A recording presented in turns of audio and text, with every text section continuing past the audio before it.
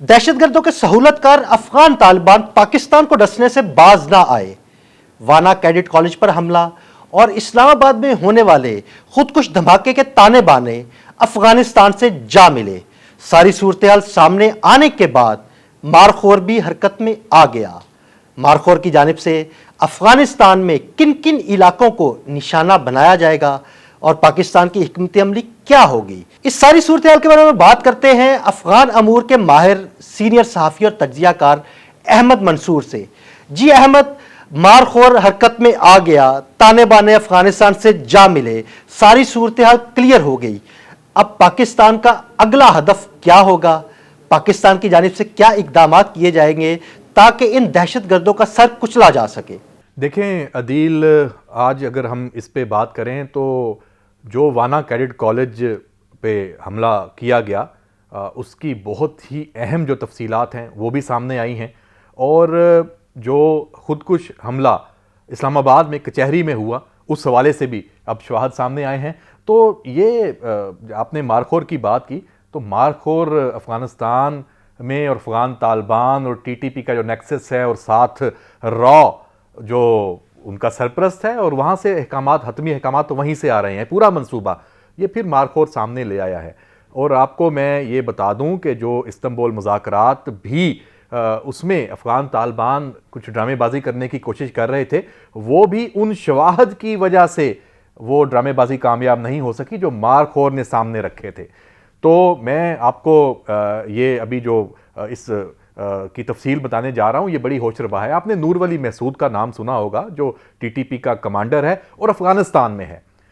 उसके एक स्ट्राइक्स में मारे जाने की भी इतलात थी, लेकिन पता ये चला कि वहाँ से वो बच निकलने में कामयाब हो गया था। और इस हवाले से कोई अबहाम नहीं है कि उसकी जो सहूलतकारी है वहाँ, उसकी जो अफ़गानिस्तान में मौजूदगी है वो अफ़गान तालिबान की वजह से है। तो अब जो ये इंकशाफात हैं कि जो ये हमला वाना कैडेट कॉलेज का है, हमने देखा होगा कि पहले इसका इतराफ़ किया, इसकी ज़िम्मेदारी कबूल की, वो जैशुल हिंद के नाम से एक तंजीम की तरफ से की गई। तो अब ये इतला भी आ गई, ये इंकशाफ भी आ गया कि ये टीटीपी की जो नई हिकमत अमली है ये उसकी वजह से हुआ है। क्यों? क्योंकि अफ़गान तालिबान की तरफ से अब टीटीपी पे ये दबाव था कि जब आप उधर कार्रवाइयाँ तुम लोग करते हो पाकिस्तान में दहशतगर्दी की और सारी सहूलतकारी तो हम कर रहे हैं, तो हम पे बराह रास्त प्रेशर आ रहा है आलमी बरादरी का, जो सालस हैं कतर, तुर्की और दीगर ममालिक, वो भी हमारी एक नहीं सुन रहे। तो कार्रवाइयाँ ज़रूर करो, क्योंकि ठेका पकड़ा हुआ है राह से, और अपने भी अज़ाइम हैं, अपने भी मज़मूम मकासद हैं। ब्लैकमेलिंग के और इस खित्ते के अमन के नाम पे आप भत्ताखोरी और आपने अपना जो कब्जा जमाया हुआ है उसकी वजह से, तो भाई नाम कोई और इस्तेमाल कर लो, और जो टास्क मिलता है वो जरूर पूरा होना चाहिए। तो इसलिए ये नूर वली महसूद ने इसका जो हतमी हुक्म है वो इसी ने दिया था। ये खबर आ गई है, और किसके जरिए ये हुआ, वहां एक खारजी जाहिद के नाम से है, उसकी जो बाकी अगली मनसूबाबंदी है वो उसने की थी। और जो जैशुल हिंद के नाम से ये जिम्मेदारी कबूल की गई, ये जैसे मैंने पहले बताया, ये इस वीडियो में जो खारजी है वो बार बार जैशुल हिंद का नाम फिर लेता रहा और अपनी असल शनाख्त छुपाई, वजह मैंने पहले बता दी है। और उर्दू में ये बात उसने की, पश्तो में भी नहीं की, ताकि धोखा दिया जाए और दुनिया के सामने और इंडिया को मौका हो कि देखें जी ये तो जहां पे पाकिस्तान कह रहा है वहां पे तो इसका कोई ताल्लुक नहीं है। तो लेकिन तमाम साजो सामान कहां से आया इस हमले में? अफगानिस्तान से। पता चल गया ना, जब सारे दहशतगर्द मारे गए, ख्वारिज मारे गए, उनके मोबाइल भी सामने आ गए, उनकी फ्रांसिक है वो भी सामने आ गई। अमरीकी साख्ता हथियार वही इनसे मिले। क्यों?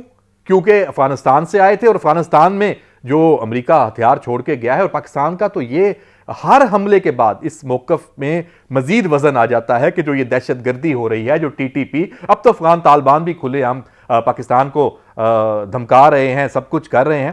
तो ये अब कैडेट कॉलेज जो वाना पर हमले का जो मकसद है, ये मकसद रॉ की तरफ से हिदायत थी कि पाकिस्तान के अंदर जो सिक्योरिटी खदशात हैं ये उनको बढ़ाना है। और जब ये तमाम अफगान दहशतगर्द हैं उनकी शनाख्त है वो हो गई है, जो हमलावर थे, तो जो ढकी छुपी कोई अब बात नहीं रही, सारा प्लान है वो सामने आ चुका है। और अब जो आपका सवाल है कि इकदामात और मारखोर वहां पे क्या करने जा रहा है, करेगा, निशानदही अहदाफ की, टारगेट्स सरहद पार अफगानिस्तान में, तो जो पहले भी स्ट्राइक्स हुई थी, पक्तिका में हुई, काबल में हुई, कंधार में हुई, और जगहों पे भी जो पाक अफगान बॉर्डर के साथ साथ जहां ठिकाने थे, 4 से ज्यादा ठिकाने तो वो तबाह हुए, या फिर बीएलए के जो वहां पे वो कौन सी ब्रिगेड है, मजीद ब्रिगेड, उसके वहां पे ठिकाने हैं, तो सबके जो मारखोर की तरफ से ये मालूमात इंफॉर्मेशन मौजूद है पाकिस्तान की इंटेलिजेंस की तरफ से, और पाकिस्तान सफारती महाज पे कामयाब ही इसलिए है कि पाकिस्तान के पास ठोस शवाहद हैं, नाकाबिले तरदीद। अफगान तालिबान के पास भी टेबल पर जब बैठते हैं तो कोई जवाब नहीं होता। इस्तांबुल से भी वो इसी वजह से उठ के गए। अच्छा, एक मुतालबा पाकिस्तान का बड़ा ही, उसको सबने, कतर के जो सालिस थे बीच में, तुर्की के थे, उन्होंने तस्लीम किया। भाई आप कहते हैं कि आपका टीटीपी से कोई ताल्लुक नहीं है, आप कह देते हैं कि जी ये जो पाकिस्तान में दहशतगर्दी, अच्छा आपने जो दाइश खुरासान का नाम ले दिया कि वो तो हमारे भी दुश्मन है, तो भाई ऐसी बात नहीं है। आप फिर टीटीपी से जो ये हमले हैं वाना का हुआ, इसके खिलाफ फतवा दे दें, कह दें कि ये गैर शरई हैं, और बिल्कुल है, इसमें तो कोई शक नहीं है। आप अपने जब दीगर जो आपके फतवे इस हवाले से, दहशतगर्दी के हवाले से आते हैं, अफगानिस्तान में जो हमले होते हैं उसके हवाले से आते हैं, तो ये भी तो दहशतगर्दी है ना। मासूम जाने, कैडेट्स का, मासूम बच्चों का क्या कसूर? क्या आप उन पे आप हमला आवर करवा रहे हैं? खुद हमला आवर हैं। मैं नहीं कहता, पाकिस्तान की रियासत और सियासी और अस्करी क़यादत, उसमें कोई अभाम नहीं है इस बारे में अफगान तालिबान के हवाले से। अब ये मैं आपको बिल्कुल वाज़े अदील साहब बता रहा हूं कि पॉलिसी बड़ी अब सिंपल है, स्ट्रेट है। काबल जिम्मेदार है, अफगान तालिबान जिम्मेदार हैं। हां, अभी भी बातचीत है, कोई और जो सालिस हैं, दोस्त ममालिक हैं, वो अपना किरदार अदा करेंगे, करते रहेंगे। हमारी उम्मीद खत्म हो चुकी है, लेकिन हम मुज़ाकरात का रास्ता कभी पाकिस्तान तर्क नहीं करेगा। जब भी होगा आए बैठें, लेकिन बात वही 2 नुक्ते हैं। आप इनसे लाताल्लुकी इख्तियार करें, अपने जो मुल्क है उसमें इनकी मौजूदगी है, ये दहशतगर्दों की, टीटीपी की, बीएलए की, उसको खत्म करें। फतवा दें या ना दें, कार्रवाई जरूर करें। और एक जो बफर जोन है वो अब पाक अफगान बॉर्डर पे नागुज़ीर है। आप भले बंद कर दें तिजारत, पाकिस्तान ने भी कह दिया है, और पाकिस्तान के फायदे में है। देखिए ठीक है, 100-200 मिलियन डॉलर का जो टैक्स की मद में थोड़ा बहुत कोई नुकसान होगा, बर्दाश्त कर लेंगे, लेकिन इस तिजारत की आड़ में जो दहशतगर्द यहां पे आते हैं, जो खुद कुछ हमलावर भेजे जाते हैं, जो सहूलतकार भेजे जाते हैं, वो तो आना बंद हो जाएंगे। तो ये जो बफर जोन है, ये पाकिस्तान की तजवीज, ये काबिल अमल है। आप कहते हैं ना कि बड़ा मुश्किल है, तो भी जब बफर जोन है, आप जब उसको कह दें कि ये बफर जोन है, यहां पे कोई आमदरफ्त नहीं होगी, फिर पाकिस्तान खुद देख लेगा। आप 10 किलोमीटर का बॉर्डर पे पूरा बफर जोन बना दें। मिसाल एक मैं दे रहा हूं, पाकिस्तान ड्रोन्स के जरिए निगरानी करेगा, सर्वेलेंस के जो हमारे दीगर जराए हैं, अल्हम्दुलिल्लाह पाकिस्तान के पास वसाइल तो मौजूद है।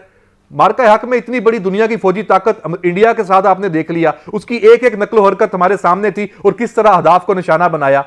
उसकी पूरी फजाइया उड़ ही नहीं सकी, हवाओं में बुलंद ही नहीं हो सकी खौफ से।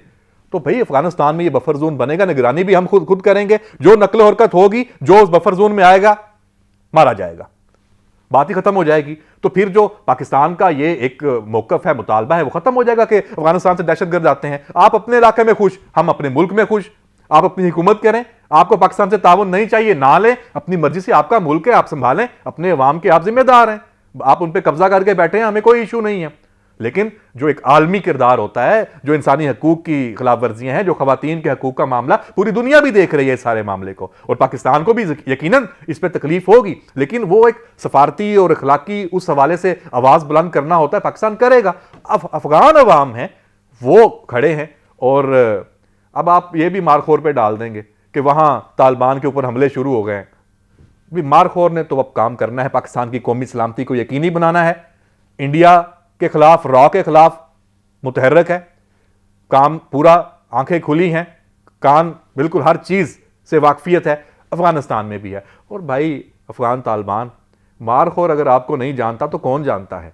इसलिए ये पंगे शंगे जो हैं ये बनते नहीं हैं, सुधर जाएं, और ये दहशतगर्दी नहीं चलेगी। ये मैं बार बार कहता हूं जब भी किसी प्रोग्राम में, किसी व्लॉग में, कि ये इनफ इज इनफ, और पाकिस्तान की सियासी और अस्करी क़यादत फैसला कर चुकी है। मैंने पिछली दफ़ा भी अदील साहब आपसे कहा था कि मुझे काबुल में ये अफगान तालिबान रजीम इस हालत में कि पाकिस्तान के खिलाफ और वो लगी रहे, दहशतगर्द भेजती रहे, मुझे नज़र नहीं आ रही।